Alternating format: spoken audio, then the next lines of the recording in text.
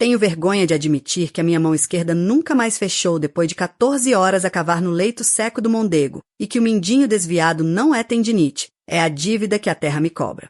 Pior do que a mão é saber que eu próprio projetei o sistema que prometia água a todos, mas que na verdade só alimentava os primeiros 3 andares e que calei esse segredo durante anos.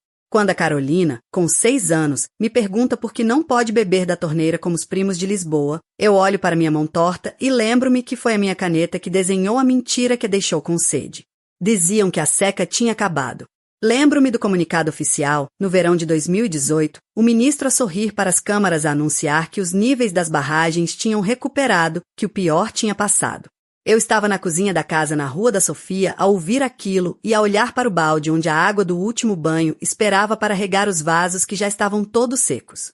A Carolina tinha 6 anos e perguntava por que é que não podia beber água da torneira como os primos de Lisboa.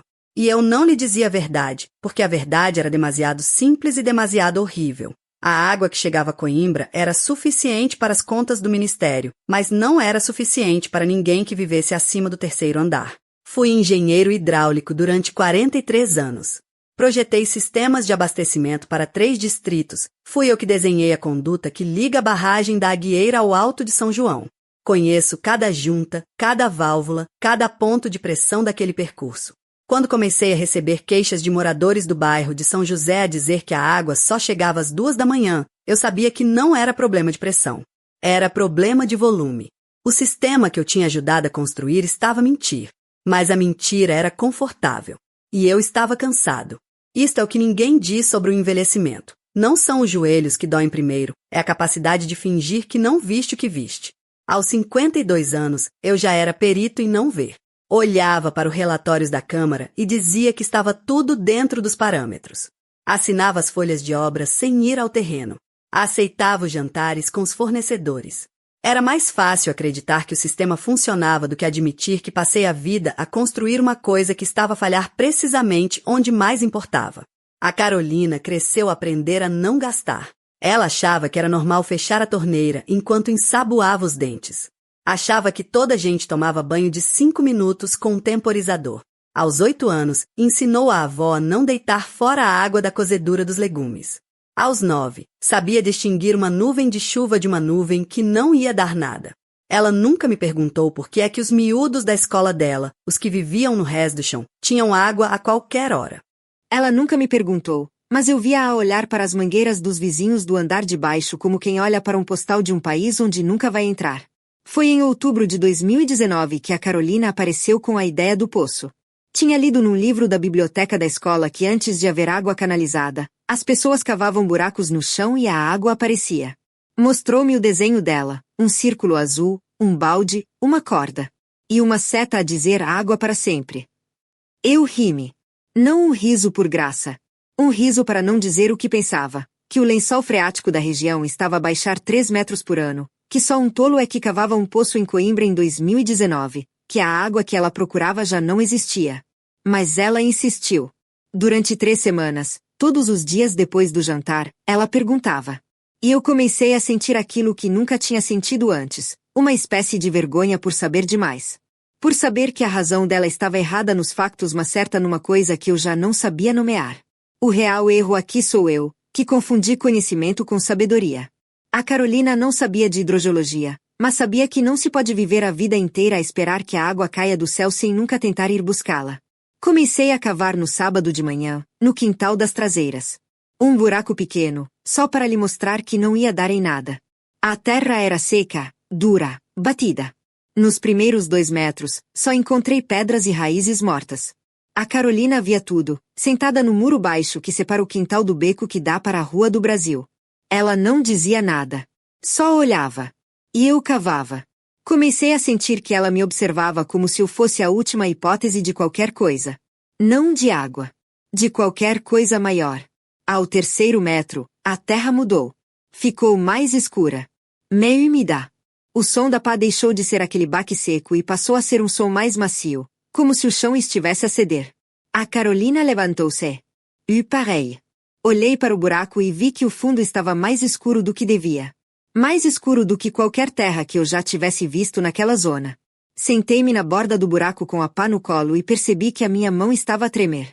E aquela escuridão no fundo do buraco não era terra molhada, era qualquer coisa que se mexia. Não era água. Ainda não.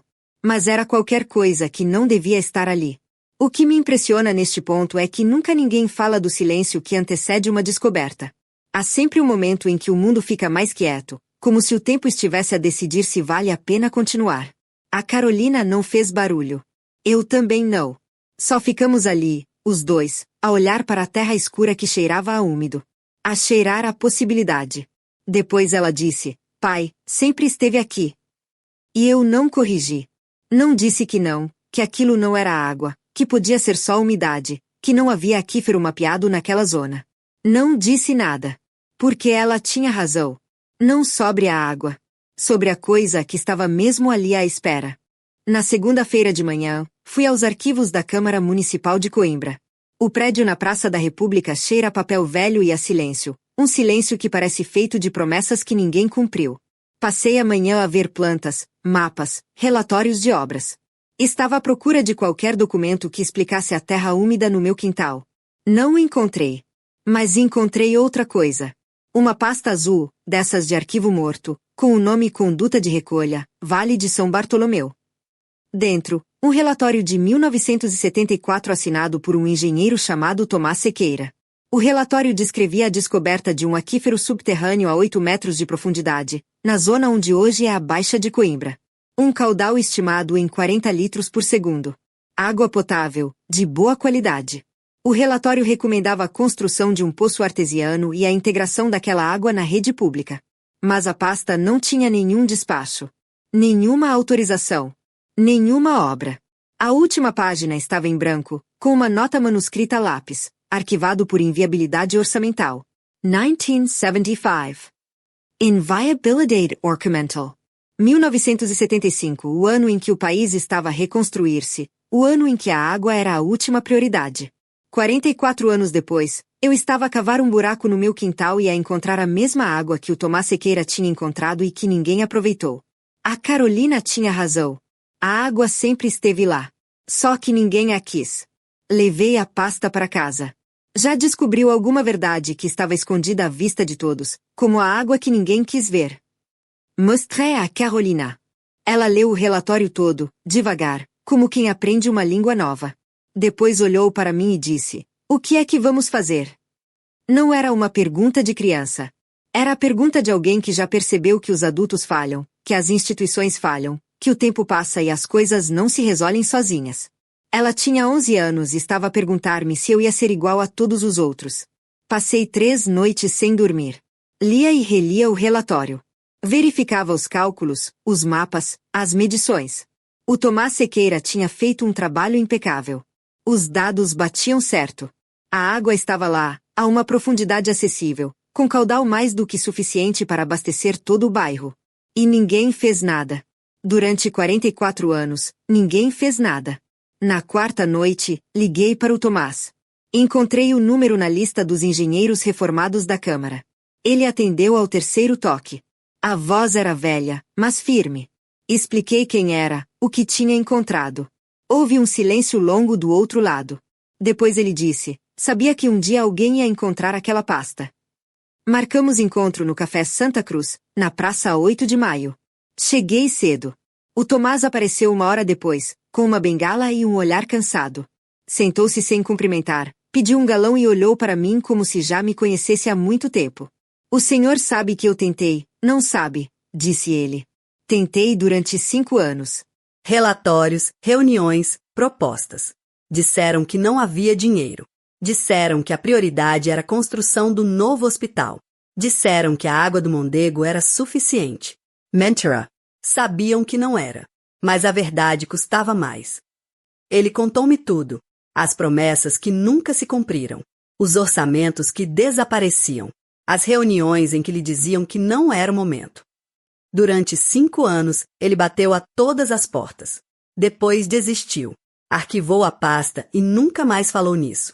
A minha filha mais nova morreu de lesão renal aguda em 1982, disse ele, sem olhar para mim. Os médicos disseram que era desidratação, uma bactéria na água maltratada. Disseram que se houvesse água potável em condições, ela tinha sobrevivido. Ele bebeu o galão devagar. Eu soube naquele dia que não tinha feito o suficiente, mas já era tarde. Eu não soube o que dizer. Fiquei ali, sentado, a olhar para aquele homem que carregava uma culpa de 40 anos. A Carolina tinha a idade da filha dele quando ela morreu, e eu percebi que não estava ali por acaso. Não era sobre o aquífero, era sobre a filha dele, e sobre a minha, sobre a água que nunca chegou e sobre a que ainda podia chegar. Porque se eu não ouvir até o fim, a Carolina pode ser a próxima filha que a água leva. O que me impressiona neste ponto é que há momentos em que a vida te oferece uma escolha e tu sabes que ambas as opções vão doer, mas uma delas pelo menos vai significar qualquer coisa. Podes ficar calado e proteger-te, ou podes falar e arriscar tudo. Eu tinha a pasta, tinha os cálculos, tinha o testemunho do Tomás. E tinha a Carolina a olhar para mim todas as noites, a perguntar-me, sem palavras, se eu ia ser o engenheiro que desistiu ou o pai que tentou. Na semana seguinte, comecei a cavar a sério. Não no quintal. No terreno baldio, ao lado do cemitério da Conchada, onde o relatório do Tomás localizava o aquífero com mais precisão. Levei uma equipa pequena, 3 homens que conheciam a terra como eu, que não faziam perguntas. Pagamos do nosso bolso material, a broca, o tubo de revestimento. A Câmara não sabia. O Ministério não sabia. Ninguém sabia, exceto Tomás, que ia todos os dias ao final da tarde ver o progresso, calado, a olhar para o buraco como quem olha para uma sepultura que finalmente vai dar qualquer coisa. Durante 12 dias, não encontramos nada. A terra estava seca, dura, como se o aquífero tivesse recuado, como se tivesse desistido de ser encontrado. No 13º dia, a broca partiu. O Tomás olhou para o céu e disse: está a tentar proteger-nos. E eu soube que ele não estava a falar da terra. O que você faria no lugar do narrador? Continuaria cavando, mesmo contra o aviso de Tomás, ou desistiria? Estava a falar da esperança. A esperança é perigosa. Dói mais do que a falta de água, porque a falta de água é só física. A falta de esperança é outra coisa. No 14º dia, recomeçamos. A Carolina veio ao Comigo. Ficou sentada numa pedra, a desenhar no caderno. Não falava. Não perguntava. Estava ali como se a presença dela fosse o único combustível que a broca precisava. E às vezes penso que era mesmo. Às 4 da tarde, a broca encontrou qualquer coisa. Não era água. Era uma camada de argila azul, daquelas que só aparecem quando há água perto. Muito perto. O Tomás ajoelhou-se, pegou num punhado da argila, esfregou entre os dedos. Olhou para mim e disse: está aqui. Sempre esteve. E começou a chorar. Um choro silencioso, de quem não chora há tantos anos que já nem sabia que ainda tinha lágrimas. A Carolina aproximou-se, olhou para ele, depois para mim. Não disse nada. Só nos deu a mão, a cada um. Na manhã do 15º dia, a água apareceu. Não foi um jorro. Foi um fio, fino, tímido, como se a terra estivesse a decidir se podia confiar em nós. O fio cresceu, engrossou, até se tornar um caudal constante. A Carolina me to a mouth, bibiu. Depois olhou para mim e sorriu. Não disse bem feito. Não disse tinha razão. Disse: pai, a água sabe a casa. A Câmara soube no dia seguinte. Vieram 2 técnicos, um engenheiro novo, uma advogada. Disseram que a obra não estava licenciada, que o terreno era municipal, que íamos ter de parar. Mostrei-lhes o relatório do Tomás. Mostrei-lhes os cálculos, as assinaturas, a data de 1974. O engenheiro novo leu tudo, depois olhou para a água que corria. Ficou muito tempo calado. Depois disse: vou fazer de conta que não vi nada. Mas resolvam isto antes de eu ter de assinar papéis. Passaram-se 6 meses. A água do Poço da Conchada passou a abastecer 42 famílias do bairro. Não era suficiente para a cidade toda. Mas era suficiente para aquelas pessoas. A Carolina fez 12 anos e disse que queria ser engenheira hidráulica. O Tomás morreu em abril de 2022, na cama, com um copo de água ao lado. A enfermeira disse que a última palavra dele foi suficiente. Eu estou aqui, sentado no quintal das traseiras, com a mão esquerda que já não fecha bem. A Carolina está em Coimbra, a fazer o doutoramento em hidrogeologia. No outro dia, mandou-me uma mensagem a dizer que encontrou mais 3 aquíferos não mapeados na zona da Lausanne. Dizia que o Tomás tinha razão, que a água estava sempre lá, que só precisava de quem a procurasse. Não sei se acredito nisso. Acho que a água não está sempre lá. Acho que a água está onde alguém decide que ela vale a pena. E que a diferença entre um deserto e uma nascente não é a quantidade de água que existe. É a quantidade de pessoas que se recusam a desistir dela. A Carolina vem jantar no sábado. Vai trazer os mapas novos. Eu vou estar aqui, no quintal, a olhar para o buraco que cavei em 2019 e que ainda não fechei. Às vezes, deito lá um balde de água só para ver o som que faz. O som de qualquer coisa a ser devolvida. O som de uma dívida a ser paga. Ou talvez o som de uma promessa a ser mantida. Já não sei distinguir. Aos 71 anos, já não sei distinguir quase nada. Mas sei que a Carolina vai chegar, que vai abrir os mapas em cima da mesa da cozinha, e que eu vou olhar para aqueles traços azuis e vou pensar no Tomás, na argila azul, no fio de água que parecia um segredo que a Terra finalmente decidiu contar. Ela vai perguntar-me se quero ir com ela a Lausanne, e eu vou dizer que sim. Não porque acredite que vamos encontrar mais água, mas porque ela vai estar ao meu lado, a desenhar num caderno, e isso, aos 71 anos, é mais do que qualquer engenheiro pode pedir. Não é o que resta. É o que se escolhe não perder. Aquela argila azul no poço. O que sentiste quando a viste brilhar? Se a história do poço te deu uma ponta de esperança, o like guarda esse instante. Se carregas uma memória como daquele fio de água, subscreve, és dos nossos.